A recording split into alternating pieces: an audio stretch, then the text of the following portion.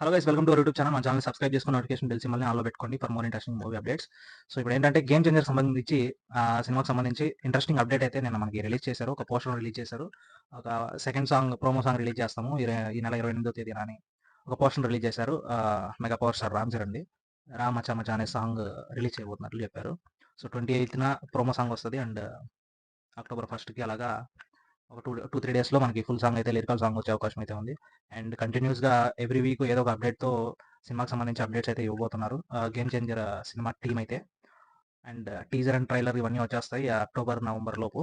And December 20 తేదీన cinema వస్తుంది అనేసి తమన్ అయితే చెప్పాడు, కానీ నిన్న రిలీజ్ చేసినటువంటి పోస్టర్లో ఎక్కడా కూడా డిసెంబర్ 20 సినిమా వస్తుంది అనేసి ఎక్కడ మెన్షన్ చేసి లేదు.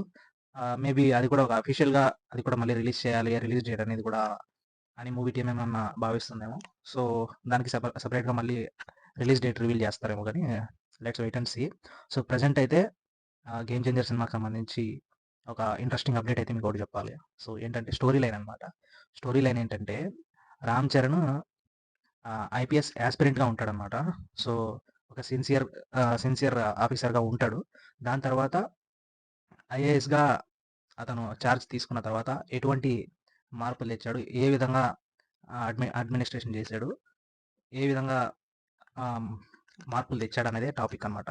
సో అంత సిన్సియర్ ఆఫీసర్ పనిచేస్తే ఎలా ఉంటుంది అనే టాపిక్ మీద ఈ సినిమా రాబోతుంది. అండ్ దాని తర్వాత ఒక సిన్సియర్ ఆఫీసర్గా పనిచేస్తున్న రామ్ చరణ్ పాలిటిక్స్లోకి ఎందుకు వెళ్ళాల్సి వచ్చింది, ఎందుకు పార్టీ పెట్టాల్సి వచ్చింది, సో పార్టీ పెట్టిన తర్వాత ఏమైంది, ఏం జరిగింది అనేదే ఈ గేమ్ చేంజర్ సినిమా స్టోరీ లైన్గా తెలుస్తుంది అనమాట. సో స్టోరీ లైన్ మీకు నచ్చిందా లేదా అనేది కింద కామెంట్ సెక్షన్లో కామెంట్ చేయండి.